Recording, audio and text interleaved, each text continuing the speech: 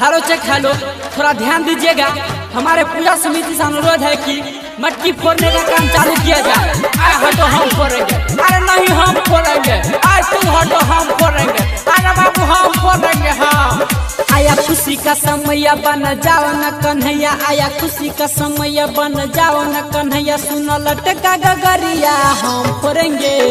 अरे थक गए क्या? हम फोड़ेंगे भाई हम फोड़ेंगे, हम फोड़ेंगे भाई हम फोड़ेंगे, हम फोड़ेंगे मटकी हम तोड़ेंगे, हम फोड़ेंगे सुनो हम फोड़ेंगे। आया खुशी का समय बन जाओ न कन्हैया, सुनो लटका गगरिया हम फोड़ेंगे।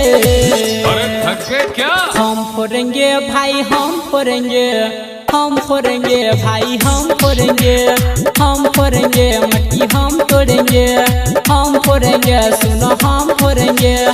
श्री श्री 108 जन्माष्टमी पूजा समिति आप सभी ग्राम वासियों का हार्दिक हार्दिक अभिनंदन करती है और करती रहेगी। आए बाबू ढक्का ढुकी मत करो और आराम से फोड़ा फोड़ी का काम चालू रखो। आए बाबू तुम नीचे उतरो, तुम बहुत शरारती है, उतरो। हाथी घोड़ा पाल की जय कन्हैया लाल की, प्रेम से बोलो हो जय नंद लाल की।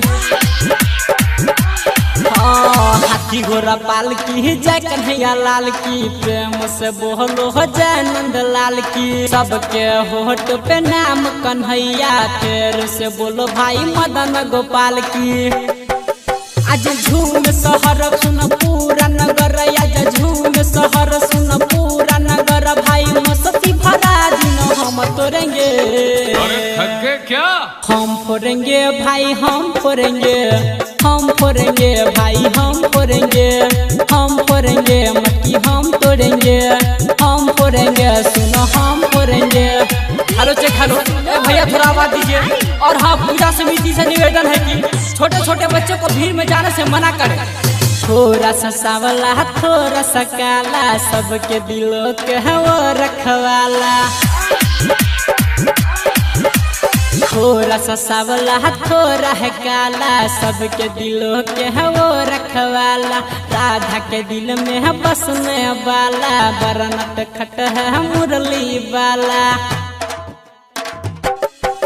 भाई प्रेम पुजारी चलो करो न तैयारी, आया प्रेम पुजारी चलो करो न तैयारी, न तो सबसे पहले हम तोड़ेंगे। अरे थक गए क्या? हम फोड़ेंगे भाई हम फोड़ेंगे, हम फोड़ेंगे भाई हम फोड़ेंगे, हम फोड़ेंगे मटकी हम तोड़ेंगे, हम फोड़ेंगे सुनो हम फोड़ेंगे। डीजे वाला भाई लगाइए रमन जी यादव का गाना और आवाज कम नहीं होना चाहिए, बेस दीजिए। अरे बाबू अब ठीक है और दो। गली गली सुन नया ही सुर है, मेरा कन्हैया तो माखन चोर है। हाँ गली गली सुन नया ही सुर है, मेरा कन्हैया तो माखन चोर है। सबके मन को मोहने वाला, इसके न जैसा कोई और है।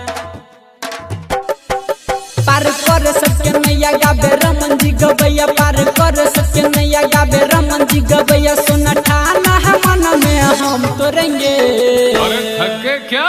हम फोड़ेंगे भाई हम फोड़ेंगे, हम फोड़ेंगे भाई हम फोड़ेंगे, हम फोड़ेंगे मटकी हम तोड़ेंगे।